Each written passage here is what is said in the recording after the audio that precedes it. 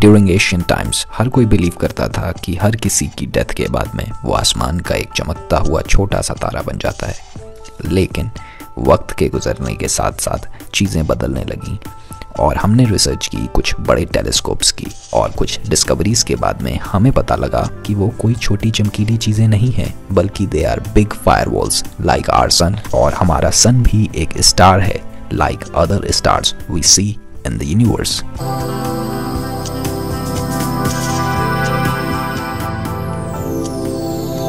Sicilia Payne-Gaposchkin, जिन्होंने 1925 में पहली बार हमें बताया था that stars are made primarily of hydrogen and helium, और उसके बाद ये चीज़ें धीरे धीरे क्लियर होने लगी with the help of quantum physics। लेकिन ये सिर्फ एक तरह के स्टार के बारे में ही नहीं था, बल्कि there are many varieties of stars, जिसमें से कुछ रेड हैं, कुछ ऑरेंज, कुछ येलो, वाइट, ब्लू एसेट्रा। और आज की वीडियो में हम बात करेंगे उन सारे स्टार्स के बारे में। So let's start।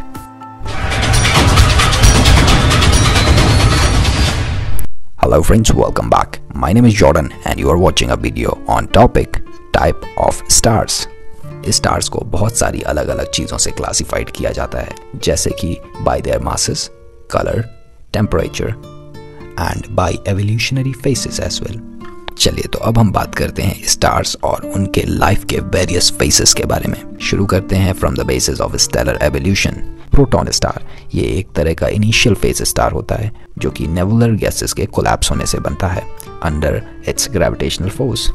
शुरुआती दौर में ये इतना ज़्यादा टेम्परेचर तक नहीं पहुंच पाता है so that it can start it's nuclear fusion. लेकिन जो ग्रेविटेशनल कोलैप्स होता है उस वजह से एक फ्रिक्शन जनरेट होता है और उस फ्रिक्शन की वजह से it generates some heat and that heat gives the light.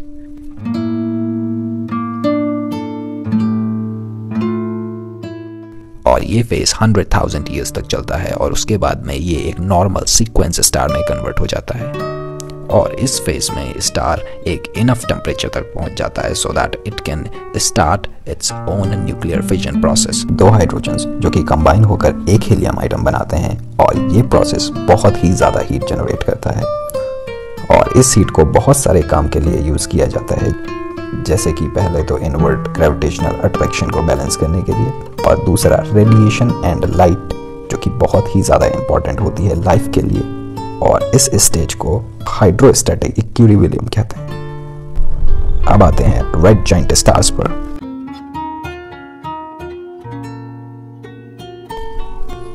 Main sequence star जब बर्न करते रहते हैं हाइड्रोजन आइटम्स को और जो भारी हीलियम एटम्स होते हैं वो डिपॉजिट हो जाते हैं उनकी कोर में। उसके बाद स्टार्स की कोर में जब ज़्यादा हीट रह जाती है तो ये बड़े एलिमेंट्स को फॉर्म करते हैं बाय फ्यूजिंग हीलियम आइटम्स। लेकिन जो छोटे स्टार्स होते हैं लाइक सन वो इतनी ज़्यादा हीट प्रोड्यूस नहीं कर पाते हैं और जब थोड़ी सी हाइड्रोजन रह जाती है उसके बाद में ये आउटर एरिया में एक्सपेंड करने लगते हैं and becomes a red giant और इसे हम मिरर प्रिंसिपल कहते हैं और ये एक्सपेंड होते रहते हैं विच आर मोस्टली रेड और ऑरेंज इन कलर और इसका आउटर टेम्परेचर 5000 केल्विन होता है और 5 बिलियन ईयर्स के बाद भी जब हमारा सन एक रेड जाइंट स्टार में कन्वर्ट हो जाएगा तब ये कंज्यूम कर लेगा हमारी अर्थ को भी which is even 150 million kilometres away.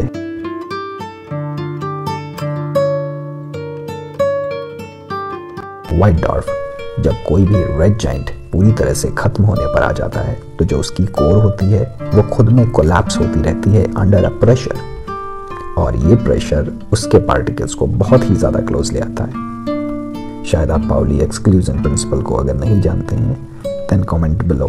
Pauli exclusion principle के अकॉर्डिंग दो क्वांटम पार्टिकल्स सेम टाइम पर सेम स्टेज में और सेम कॉन्फ़िगरेशन में नहीं रह सकते हैं और इस वजह से वो एक दूसरे को रिपेल करने लगते हैं and generates a negative pressure जिसे हम इलेक्ट्रॉन डीजेनरेसी प्रेशर कहते हैं। और ये व्हाइट डॉर्फ बहुत ही ज़्यादा डेंस होते हैं।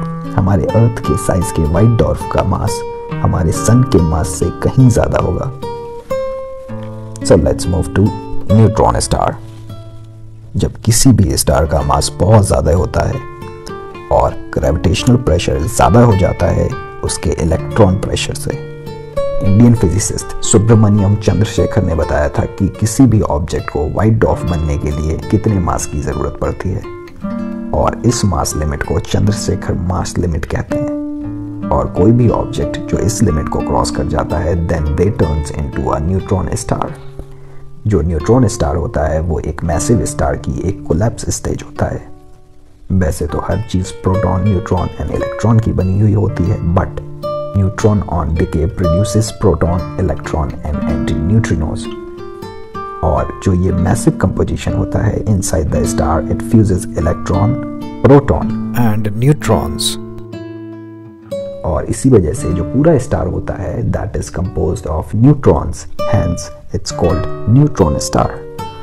और जब भी न्यूट्रॉन स्टार रोटेट होता है तब ये लीक करता है मैग्नेटिक फ्लक्स को फ्रॉम देयर टू पोल्स, और ये जो फिनोमिना होता है उसे हम पल्सार्स कहते हैं, क्योंकि ये पीरियोडिकली उस फ्लक्स को रिलीज करता है इन पल्सेस।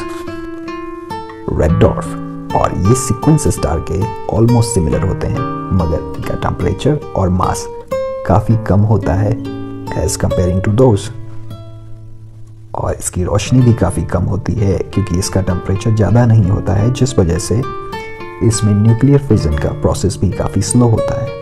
और इस तरह के स्टार्स को बहुत ज़्यादा वक्त लग जाता है उनके सारे मैटर को ख़त्म करने के लिए। That is why these red dwarfs live for 10 trillion years. Yellow dwarfs और इनका मास ऑलमोस्ट इक्वल होता है हमारे सन के, और इसका एवरेज टेम्परेचर 6000 केल्विन होता है। ये वैसे तो येलो होते हैं but they generates a white light. Blue Giants ये ओ टाइप स्टार्स होते हैं और ये ज़्यादातर स्पाइरल गैलेक्सी में देखे जाते हैं, और जो इसका एवरेज रेडियस होता है वो 5 से 10 टाइम्स से ज़्यादा होता है as comparing to our solar radius, और इसका मास जो कि 10 to 50 टाइम्स ज़्यादा होता है हमारे सन के। और ये सबसे ज़्यादा ल्यूमिनस स्टार्स होते हैं, और यू में से इसकी जो लाइट होती है वो हमारे सन से 100,000 टाइम्स ज़्यादा होती है, और इसका मास ज़्यादा होने की वजह से इसकी लाइफ बहुत ही कम होती है। अ फन फैक्ट, इसे हम यूनिवर्स का लॉ मान सकते हैं कि जिस चीज़ का मास ज़्यादा होता है उसकी लाइफ हमेशा कम होती है। तो अपनी गर्लफ्रेंड को ये वीडियो ज़रूर भेजें and tell her to keep her weight low. While coming back to the topic, there are 7 categories of stars and we named them as O, V, A, F, G, K and M. O, B and A ये सारे एक massive shape में होते हैं, और इनका temperature 10,000 से 40,000 kelvin के बीच में होता है। F and G main sequence stars, और आप कह सकते हैं मीडियम रेंज स्टार्स, और जो हमारा सन है वो एक G टाइप स्टार है। K and M dwarf stars होते हैं जिनका मास, टेम्परेचर एंड लाइट सब कुछ कम होता है हमारे सन से। So these are kind of stars in our universe we know, but still there are few more. उन्हें कवर करने की कोशिश करेंगे हमारी अगली वीडियो में। तब तक के लिए do share this video with your friends and do not forget to like and subscribe. And you can also check out our more videos on the channel. Meanwhile, take care and bye bye.